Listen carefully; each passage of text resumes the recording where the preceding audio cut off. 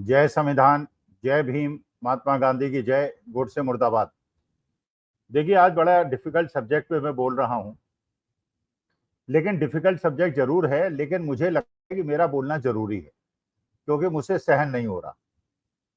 और सहन इसलिए नहीं हो रहा कि देश के अंदर मेरे सनातन धर्म में, मेरे हिंदू धर्म में जिस प्रकार का वर्ण विभेद कायम कर दिया गया है, ऊंच नीच की भावना को कायम कर दिया गया है, छूत अछूत की भावना को कायम कर दिया गया है, ये मेरे दिल को चोट पहुंचाती है। और मुझे इसलिए ऐसा लगता है कि इससे मेरा धर्म, जिससे मैं बहुत प्यार करता हूं, सनातन धर्म से, वो हर्ट होता है, उसको नुकसान होता है। और जिस वजह से हजारों साल से सनातन सनातन रहा, उसमें खतरा पैदा होता है।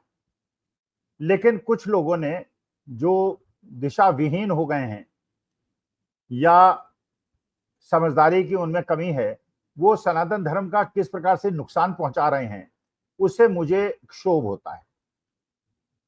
और ये क्षोभ तब बढ़ा जब इटावा की घटना मैंने सुनी। और उस प्रकार फिर मध्य प्रदेश में मैंने देखा जीतू पटवारी को बात करते हुए कि एक लोध राजपूत बालक को किस प्रकार से वहां पे दबंग लोगों ने मल खिलाया।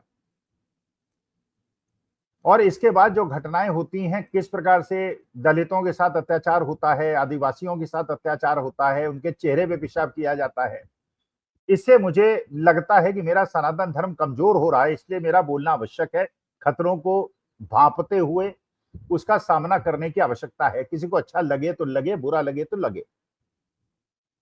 क्योंकि मेरा ये मानना है कि मैं तो देखिए भगवान राम और भगवान श्री कृष्ण को मानने वाला हूं। और भगवान श्री कृष्ण ने खुद कहा है कि वो परब्रह्म है और हम सब ब्रह्म हैं। बल्कि हम ही केवल ब्रह्म नहीं है, हमारे ही अंदर केवल आत्मा नहीं है। जितने भी जीव जंतु हैं जो ब्रह्मांड में हैं, जो प्रकृति ने बनाए हैं, उनके सबके अंदर एक आत्मा है, हमारे सनातन धर्म के अनुसार। और ये हम प्रभु का अंश हैं, क्योंकि हम ब्रह्म हैं, वो परब्रह्म है। और जब हम कपड़ा बन जाते हैं, वस्त्र बन जाते हैं और आत्मा हमसे निकल जाती है, तो परमेश्वर में विलीन हो जाती है, ऐसा सनातन धर्म मानता है। तो इसलिए हम उन्हीं के अंश हैं, इसलिए प्रभु के अंश हम हैं। तो उन्हीं के अनुसार जिस प्रकार से वो भेद नहीं करता, जिस प्रकार से वो शबरी के बेर झूठे खाता है, और जिस प्रकार से वो पत्थर को अहिल्या बना देता है, नारी बना देता है, उसी प्रकार से हमको भी बिहेव करना चाहिए, because we are part of him. लेकिन आप देखिए किस प्रकार का विभेद पैदा हो गया है। और जो शिवराज सिंह चौहान ने कहा है और आरएसएस के एक वरिष्ठ हजबोले साहब ने कहा है, जिसमें उन्होंने बात की है और डायरेक्टली इनडायरेक्टली संविधान की जो मूल भावना है उसको परिवर्तित करने का प्रयास चल रहा है और मनुस्मृति को लाने की बात हो रही है, उससे मैं व्यथित हूं। कारण यह है कि जब पार्लियामेंट इलेक्शन हुए थे, उसके पहले यह कोशिश की गई थी। पार्लियामेंट के टिकट पे लल्लू सिंह, अरुण गोविल, दिया कुमारी, ये सब जो चुनाव लड़ रहे थे, इन्होंने इनडायरेक्टली मैसेज दे दिया था 400 सीटें आएंगी तो संविधान बदल देंगे। लेकिन चलिए, देश की जनता ने 400 सीटें नहीं लेने दी। लेकिन आज पंगु सरकार है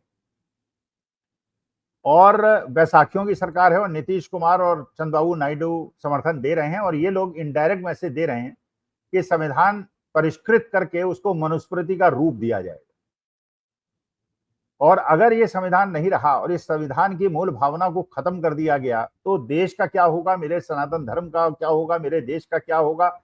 इसलिए मैं चिंतित हूं, इसलिए मेरा बोलना इसमें बहुत ज्यादा आवश्यक है। मनुस्मृति के अनुसार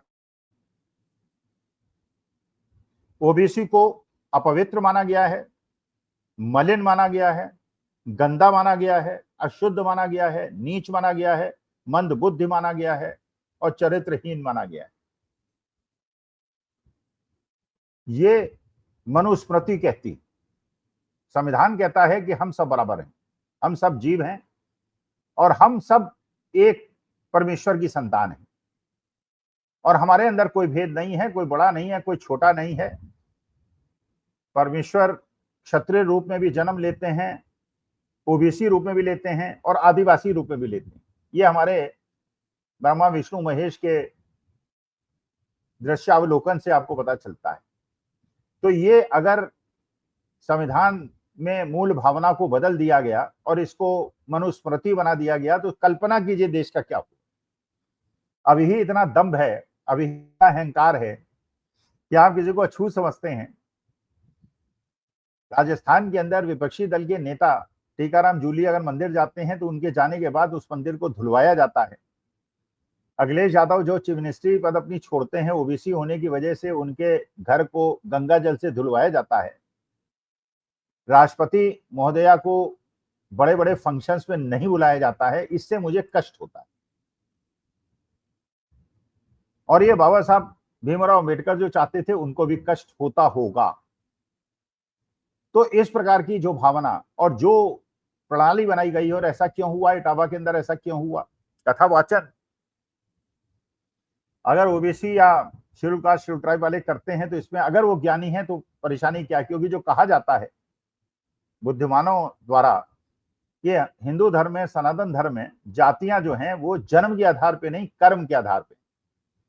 तो अगर किसी ने वेद पढ़ लिए, गीता पढ़ ली, शास्त्र पढ़ लिए, तो वो कथावाचन क्यों नहीं कर सकता। अगर कर्म के अनुसार जाति निर्धारित होती हैं तो उसका सिर क्यों मुड़वाया गया, उसको पेशाब क्यों उसके ऊपर किया गया।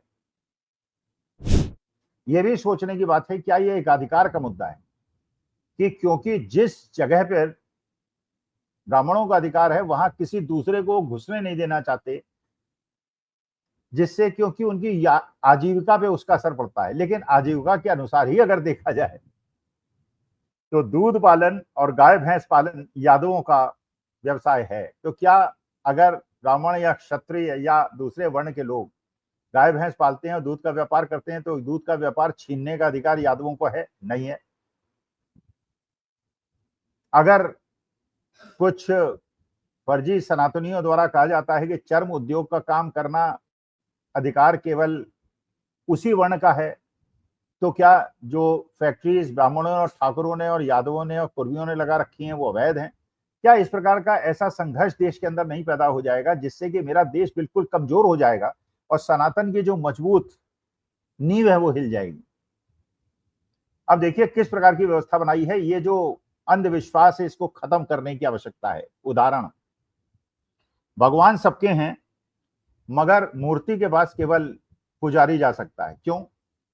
या तो पुजारी भी ना जाए या भक्त भी ना जाए। भक्त वत्सल हैं भगवान, वो कोई अंतर नहीं समझते, उनके बीच में कोई मिडल मैन नहीं है, वो तो हमारा उनका सीधा संवाद है, सबके लिए खुला। पर मूर्तियों के पास केवल ब्राह्मण ही जाएगा। भगवान सबके हैं मगर उसके पास सबको पहुंचने का अधिकार नहीं है, उसके बीच में एक रेलिंग है जिसके बाद एक मिडिल मैन है जो उन तक चीजों को पहुंचाता है। आस्था क्या आमदनी का केंद्र बन गई है? और आस्था में पढ़कर जिनको भगवान के पास जाने की अनुमति नहीं है, क्या वो किसी के आमदनी का स्रोत बन गए हैं? पाप कोई करे और प्रायश्चित कराने का एकाधिकार किसी और के पास हो, मरे कोई और उसका पिंडदान कराने का अधिकार किसी और के पास हो। सनातन धर्म को मजबूत करने के लिए, हिंदू धर्म को मजबूत करने के लिए समय के अनुसार बाबा साहब भीमराव अम्बेडकर को हिंदू धर्म छोड़ के बौद्ध धर्म इसलिए अपनाना पड़ा क्योंकि उनके साथ भेदभाव हुआ। तो ये भेदभाव क्या ये कारण नहीं है कि एक वर्ग क्रिश्चियन हो जाता है या मुसलमान हो जाता है? तो अगर सनातन धर्म को मजबूत करना है, हिंदू धर्म को मजबूत करना है, तो क्या उन कुप्रथाओं के विरोध के लिए एक संघर्ष नहीं होना चाहिए? और इस बात के लिए संघर्ष नहीं होना चाहिए कि संविधान से छेड़खानी सहन नहीं होगी। और न केवल वो वर्ग जो इससे बहुत ज्यादा आस्था रखता है, बल्कि ये 145 करोड़ भारतवासियों के लिए हमारी आस्था का प्रश्न है। और हमारे लिए सबसे बड़ा ग्रंथ अगर आज की तारीख में है तो वो संविधान है। सबसे बड़ा झंडा अगर कोई है तो तिरंगा है, और सबसे बड़ी कोई चीज है तो भारत माता है। इनके साथ, तीनों के साथ कोई खिलवाड़ करेगा, तिरंगे के सामने कोई दूसरे रंग का झंडा खड़ा करेगा, हम स्वीकार नहीं करेंगे। संविधान के साथ कोई दूसरा ग्रंथ खड़ा करेगा, हम स्वीकार नहीं करेंगे। और भारत माता के समान तो कोई है ही नहीं। नमस्कार, धन्यवाद और प्रणाम।